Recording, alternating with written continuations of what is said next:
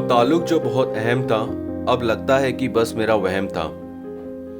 Hi friends, this is Shailesh. Welcome back to the another episode of जिंदगी के कई रंग। हर दिन सुबह से शाम बस उसके कॉल का वेट करते ही निकल जाता था। My parents were worried about me, but मुझे तो सिर्फ उसको पाने का जुनून सवार था। मेरा हाल जानने के लिए उसने कॉल भी किया, बट उन कॉल्स की ड्यूरेशन उतनी भी नहीं थी कि मैं कुछ अपना हाल बता पाऊं। ऐसे ही करते करते अंदाजन 6 महीने निकल गए। मेरे लिए जिंदगी ठहर सी गई। फाइनली फ्रस्ट्रेट होकर मैं दोबारा निकल पड़ा उसके शहर। घर पर बताया नहीं, रात भर प्लेटफॉर्म पर बैठा और सुबह की पहली ट्रेन लेकर चल पड़ा। किसे होश था कि टिकट कंफर्म नहीं है, कोई रिजर्वेशन नहीं है, या मैं इस क्राउडेड ट्रेन में डोर पर बैठा हूं। मुझे तो इतनी भीड़ में भी उसके मुस्कुराने की आवाज सुनाई दे रही थी। मैंने उसके शहर में पहुंचकर जैसे ही पहला कदम रखा, let me tell you, my heart skipped a beat. वो जैसे फर्स्ट डे ऑफ कॉलेज या न्यू जॉब, बस वैसे ही था। बहुत nervous, uncertain, anxious and desperate. वो गलियों से मैं पहले भी गुजरा था, बट इस बार उनके रंग कुछ अलग ही लग रहे थे। I directly landed outside a college uninformed, बगैर कुछ खाए पिए मैं वहां उसका वेट करता रहा। After waiting for 2 hours, I finally saw her coming out of the college with her friends. The moment I saw that face, those eyes, that smile, हाय, फिर उड़ने लगा मेरा मन। I didn't move my feet for 6 months, but उसकी झलक मिलते ही मैं फिर नाच उठा।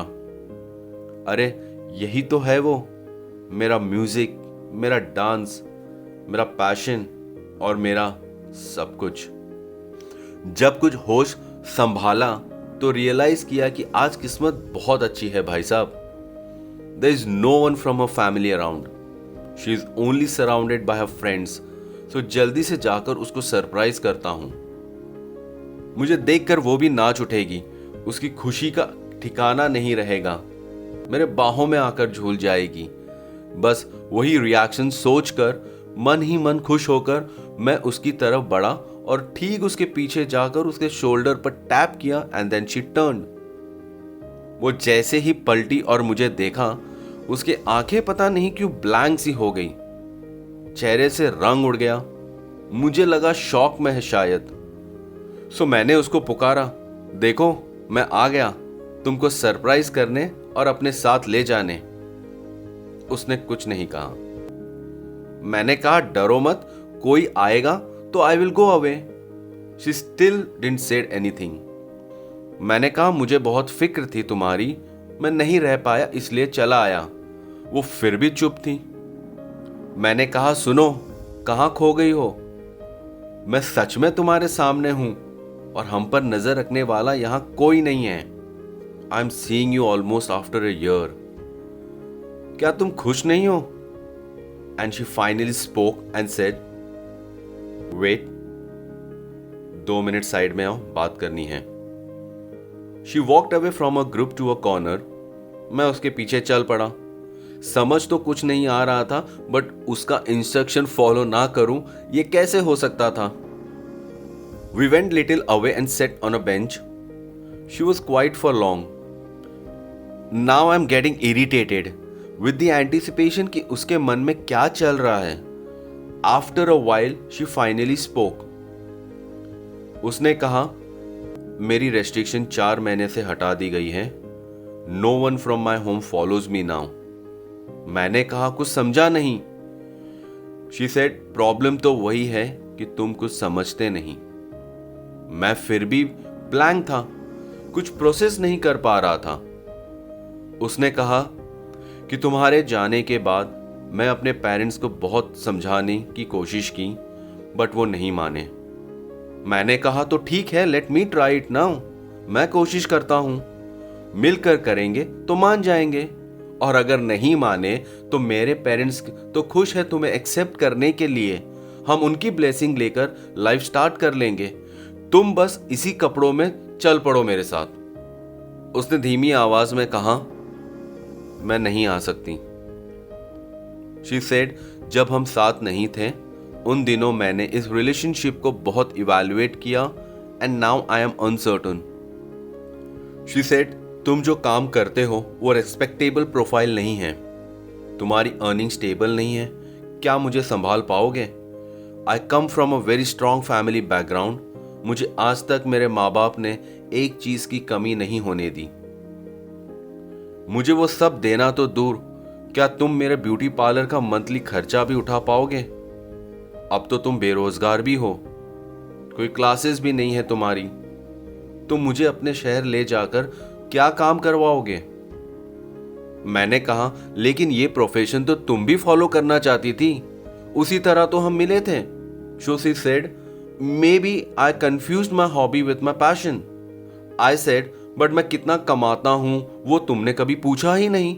Then how can you decide that whether I will be able to afford it or not? She said, नहीं, मुझे बस पता है। I said, so जो तुमने प्रॉमिस किया था साथ नई लाइफ बनाने का, मेरे साथ चलने का, उसका क्या? She simply said, मेरा बचपना समझकर भूल जाओ। I told her, but I left everything, my profession, family, अच्छा खासा सेटअप, बिजनेस। उसने कहा, वो तुम्हारी बेवकूफ़ी थी। I can't help it. मैं कुछ और पूछूं, रिएक्ट करूं, उसके पहले she got up and start moving. She said, listen, I'm sorry if you felt bad, but this won't work out. हम साथ नहीं रह सकते, तुम मेरे लीग के नहीं हो। और हाँ, आज के बाद please don't do this stupidity of coming your. इस रिश्ते को मैंने कब का खत्म कर चुकी हूं। उसने इतना कहा एंड शी वॉकड ऑफ। मुझे कुछ समझा ही नहीं वो क्या कह के गई और क्यों कह के गई, जिसके लिए मैंने अपना सब कुछ बर्बाद कर दिया। वो कह के गई कि बचपना समझकर भूल जाओ। मैं कैसे भूल जाऊं कि उसको खुश करने के लिए जो अपनी मीटिंग कैंसिल करता था वो उसके एक दिन के खर्चे से कहीं ज्यादा था। वो जो गिफ्ट्स एक्सेप्ट करके मेरी बाहों में झूल जाती थी वो शायद उसके पूरे मंथ के पॉकेट मनी से कहीं ज्यादा था। उसकी बहन, फ्रेंड्स को खुश करने वो जो एवरी वीकेंड ग्रुप ट्रीट्स का बिल पे करता था उसमें तो पूरा ब्यूटी पार्लर ही खरीद लेता था। पर मैं बोलता किसको? वो तो अपने मन बना चुकी थी। ये सब नेगोशिएट करने का मौका ही नहीं दिया मुझे। क्या ये सब सच में हो रहा है या मैं सपना देख रहा हूं? मैं मन ही मन चिल्ला रहा था कि वो ऐसा नहीं कर सकती, मेरे साथ ये नहीं हो सकता, ये सब एक ड्रीम है, सपना है। She could never do this to me. अब मैं क्या करूं? I have nothing to do. No work, no life, no passion, no intention of living this life. जिस रिलेशनशिप के लिए I screwed up everything, hurted my parents, उनके सपने को खत्म कर दिया, मैं उनको अपना मुंह कैसे दिखाऊंगा? How will I tell them all this? शायद मेरे मन की चीख इतनी लाउड थी कि दूसरे शहर में बैठी मेरी मां ने सुन ली। And she happened to call me at that very moment. पहले तो फोन डिस्कनेक्ट कर दिया मैंने, but she kept on calling. And I finally picked up and चिढ़कर बोला, क्या हुआ? Why are you calling again and again? She said, बेटा तू रात से नहीं आया ना तो फिक्र हो रही थी, बस जल्दी घर आ जा। उनकी आवाज में अपने लिए वो फिक्र देखकर मैं खुद से शर्मिंदा हो गया, लेकिन उसी शर्मिंदगी ने हिम्मत भी दी। उसी हिम्मत के सहारे मैं वापस आ गया अपने घर। मैं उस दिन घर वापस तो आ गया, बट कभी वापस नहीं आ पाया।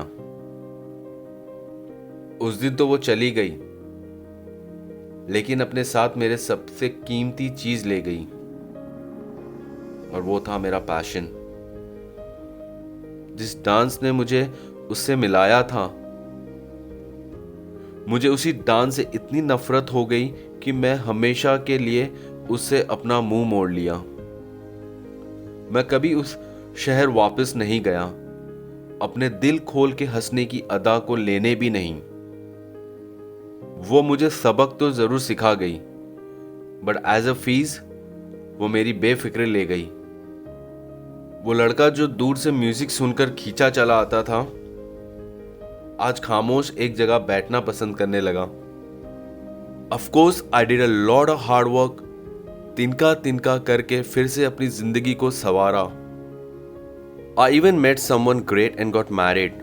मुझे शुक्र है ऊपर वाले का कि ऐसे फैमिली और जिंदगी देने के लिए, बट उसको कभी अपने मन से नहीं निकाल पाया। आज जब मैं अपनी बीती हुई जिंदगी को मुड़कर देखता हूं तो कई सवाल आते हैं। मैं आज तक समझ ही नहीं पाया कि क्या कमी रह गई थी। When we got into this relationship together, वो अकेले इसको कैसे खत्म कर सकती हैं? अगर वो प्यार सच्चा था तो मुझे उसके पेरेंट्स को कन्विंस करने का एक मौका तो मिलना चाहिए था ना।